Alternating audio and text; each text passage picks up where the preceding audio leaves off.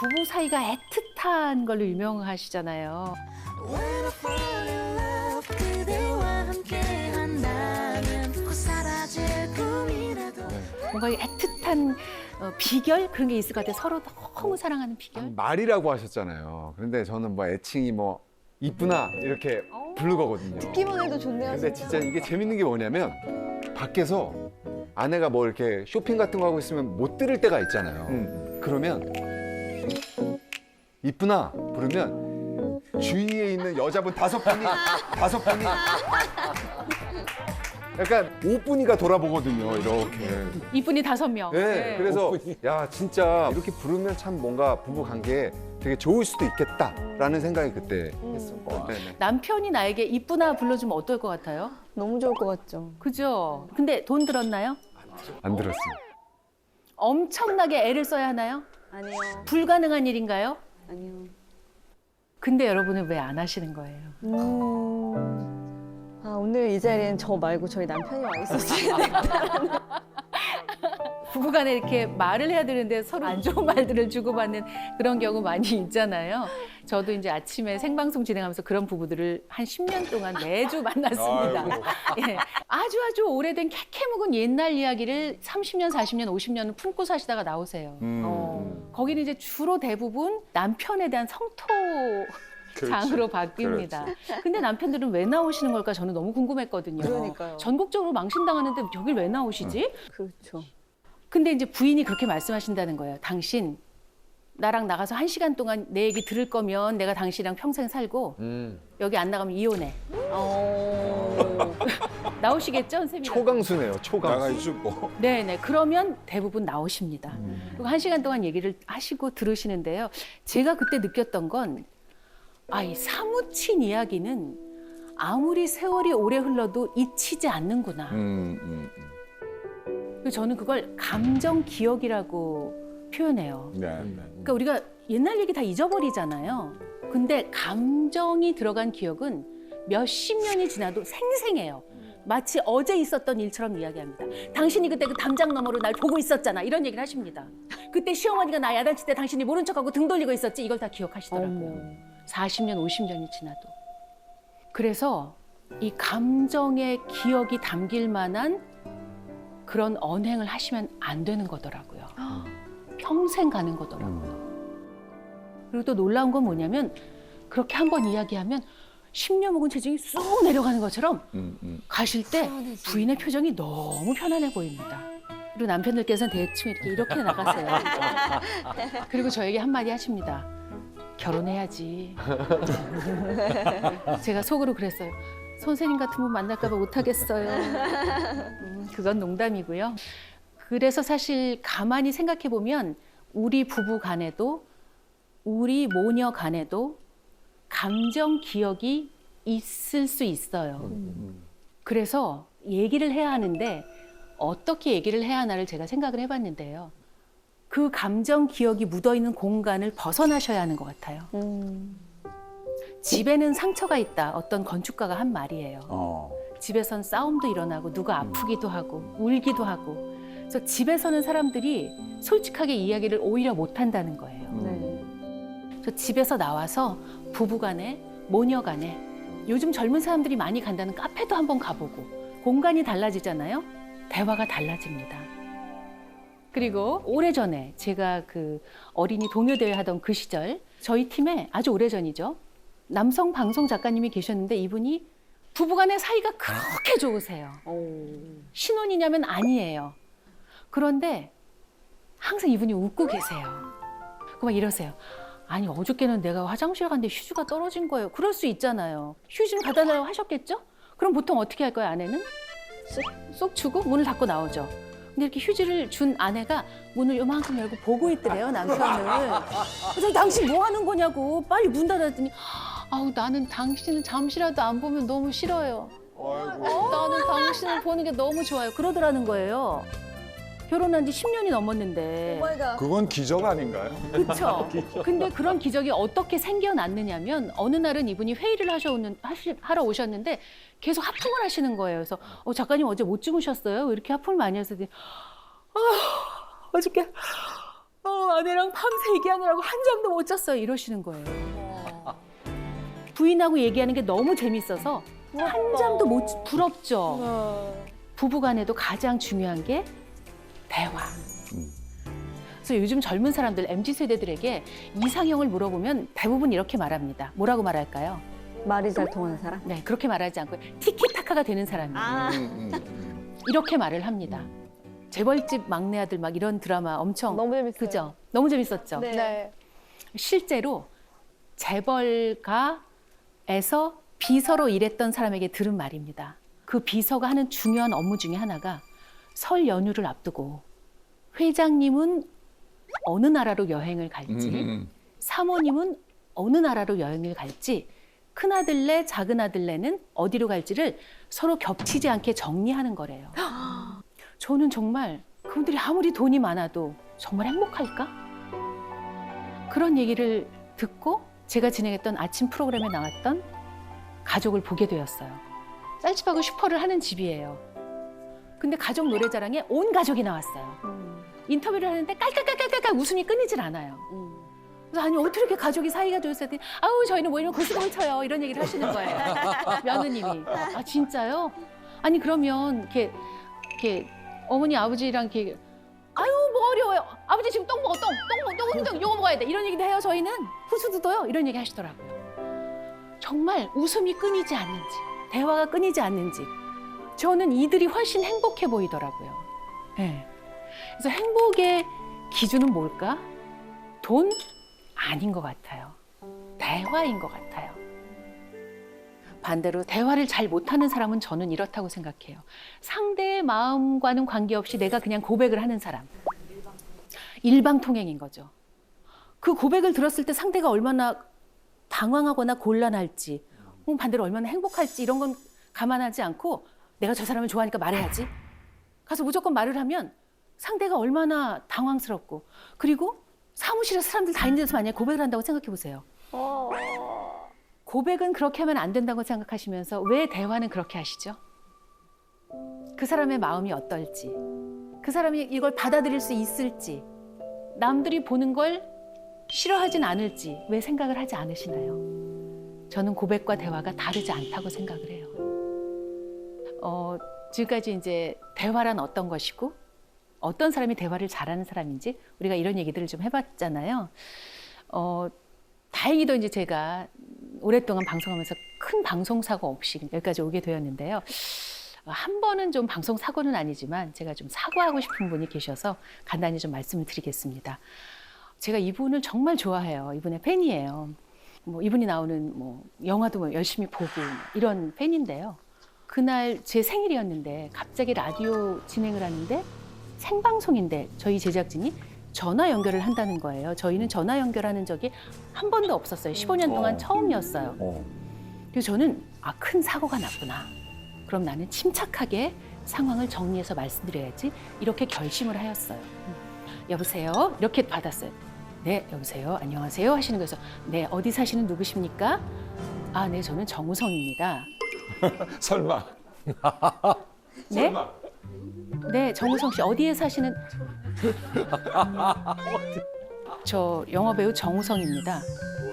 아, 네, 정우성 씨 어떻게 전화 주셨죠? 아, 오늘 저 이금희 씨 생일이라고 제작진에서 연락을 줘서 생일 축하해드리려고. 아, 네, 정우성 씨 고맙습니다. 너무 정없다. 그리고 전화를 끊고 제가 울었잖아요. 정우성 씨 인생 팬인데 나 진짜 최고인데. 자, 이 시간을 통해서 보실지 안 보실지는 모르겠지만 정우성 씨 정말 진심으로 죄송합니다. 저는 그때 뛸 듯이 기뻤고요. 그 순간을 잊지 못하고 있습니다. 다음에 다시 전화 연결을 하면 꼭 기쁘게 연결하겠습니다. 고맙습니다. 저는 아나운서가 된 이후 미디어학부 겸임교수로 가서 22년 6개월 동안 강의를 했습니다. 22년? 6개월 동안. 예. 22년 6개월 동안 수업을 했는데 뭐가 제일 기억에 남아요? 라고 누가 저에게 묻는다면 저는 티타임이요 라고 답을 합니다. 티타임이란 제가 수업한 지 7년 차쯤 되었을 때 진짜 우리 학생들에게 필요한 거 뭐지? 다 내 후배들인데 얘네들이 나한테 원하는 건 뭘까? 제가 만약에 우리 후배들이라면 저처럼 현업에서 일하고 있는 선배에게 얘기를 듣고 싶을 것 같았어요. 가장 현실적인 조언을 들을 수 있으니까. 그래서 7년 차부터 제가 15년 동안 1,500명의 학생과 1대1로 이야기를 나눴어요. 엄마 아빠한테 의논하고 싶은데 엄마 아빠는 나보다 더 걱정할 것 같은 이야기. 선배한테 의논하고 싶은데 선배는 어디 가서 내 얘기할까 봐 걱정되는 이야기. 친구랑 의논하고 싶은데 친구는 어차피 나랑 경험치가 비슷하니까 별 도움이 안 될 것 같은 이야기. 그런 이야기를 나랑 하면 돼. 어떤 학생들은 울었어요. 처음에는 너무 당황했어요. 카페에서 저랑 1대1로 얘기를 하는데 학생이 울면 제가 야단친 줄 알 테니까 저기 왜 울어? 예, 내가 뭐 잘못했어? 왜 울어? 이랬는데 아니에요. 아니에요 이러는데 제가 나중엔 알겠더라고요. 내 얘기를 그렇게 집중해서 30분 들어주는 사람이 없어요. 맞아. 쉬운 일 아니에요. 근데 어느 날 이제 티타임이 끝나고 한 학생이 그러는 거예요. 그 다음 주에 정말 죄송한데요. 지난번 티타임 때 제가 선배님 말씀하시는 걸 녹음했어요. 이러는 거예요. 그래서 왜? 그랬더니 뭔가 좋은 말을 하실 것 같은데 제가 받아 적고 싶은데 그러면 이야기 흐름이 끊기잖아요. 그래서 집에 가서 받아 적으려고 녹음을 했어요. 그러는 거에서 제가 아 그래 내가 뭐라 그랬어? 왜냐면 저도 제가 뭐라 하는지 기억이 안 나잖아요. 혹시 무슨 말 실수를 하지 않았을까? 내가 뭐라 그랬어? 했더니 선배님이요 27분 30초 동안요 아무 얘기도 안 하셨어요. 들어주기만. 듣기만. 그랬구나. 제가 아까 그 세 마디 얘기한 거 있잖아요. 그랬어? 힘들었겠다. 잘했다. 뭔가. 감탄사만 제가 27분 30초 동안 했대요, 선생님. 잘했다. 그랬구나. 네, 맞아요, 선생님. 그렇게 했어요. 그렇게 했대요. 1,500명과 30분씩 티타임을 하면서 22년 6개월 동안 강의하는 도중에 느낀 것은 무엇이냐면 잘 들어주는 것이 최고의 관계를 형성하는 지름길이다. 맞아. 이거더라고요. 그래서 저는 사실 오래전부터 혼자 생각을 해왔는데요. 세계적으로 역사적으로 미인하면 대명사가 누구죠? 클레오파트라. 클레오파트라가 저는 그다지 미인이 아니었을 거라고 오래전부터 생각을 해왔어요. 저는 그 사람이 말을 잘 들어주는 사람이었을 거라고 생각을 했어요. 그래서 플루타르코스 영웅전이라는 책이 있는데요. 여기에 보면 어떤 구절이 나오냐면 클레오파트라의 아름다움에 관해 들려오는 바에 따르면 클레오파트라는 누구와 비교할 수 없을 정도로 그렇게 아름답지도 않았고 사람들의 넋을 빼앗아 놓을 정도도 아니었다고 한다. 그러나 클레오파트라와 함께 얘기를 나누다 보면 견줄 수 없는 매력에 빠지게 되며 그의 설득력 있는 말솜씨와 더불어 다른 사람을 대하는 태도와 어우러진 그의 개성은 남들의 흥미를 불러일으키는 데가 있었다고 한다. 클레오파트라는 대화에 능통한 사람이었던 거예요. 양귀비도 비슷했다고 해요. 대화를 잘하는 여성으로 알려져 있습니다. 문헌상에 보면 환비연수라는 고사성어가 있다고 하는데 이 한나라 성황제 부인, 이 효성 왕후이자 중국 전통적인 미인상으로 불리는 조비연은 날씬한 미인이었다고 해요. 그런데 양귀비는 좀 이렇게 후덕한 편이었나 봐요. 말하는 순간 몹시 좀 뿌듯하네요. 그리고 양귀비 시절의 풍문과 설화를 엮은 책을 보면 이 당나라 현종이 비빈과 그리고 궁녀들을 거느리고 연못의 연꽃을 구경하다가 이렇게 말을 했다고 합니다. 연꽃의 아름다움도 해어화에는 미치지 못하는구나. 여기서 해어화란 말을 이해하는 꽃, 사람을 말합니다. 즉 양귀비는 꽃보다 더 아름답다. 왜? 내 말을 이해하니까. 현대로 치자면 완전히 이금희 씨를 그대로 지금 이 시대의 양귀비셨어요. 묘사하고 예. 양금이. 양금이. 양금. 그러니까 역사적으로 미모가 뛰어났다고 전해진 여성들도 결국은 대화를 잘하는 사람이었고 말을 잘 이해해주는 사람이었을 것이다. 문헌을 통해서 우리가 추측해 볼 수 있죠.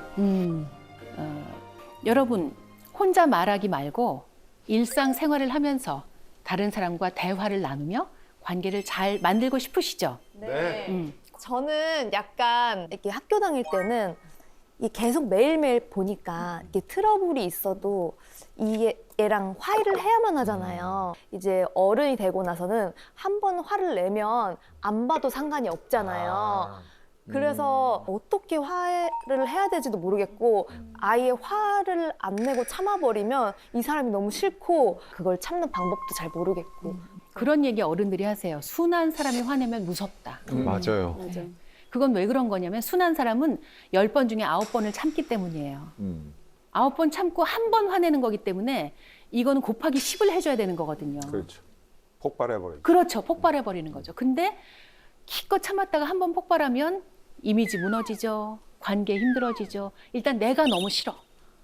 그래서 그냥 제가 생각한 방법을 말씀드릴게요. 자기 감정을 수치화해보는 게 좋을 것 같아요. 1부터 한 7까지 있다. 친구랑 만나기로 했는데 얘가 또 늦는다고 연락을 해왔어요. 이미 1단계 들어섰어요. 그죠? 근데 그날따라 너무 추워요. 슬슬 화가 오르죠. 2단계.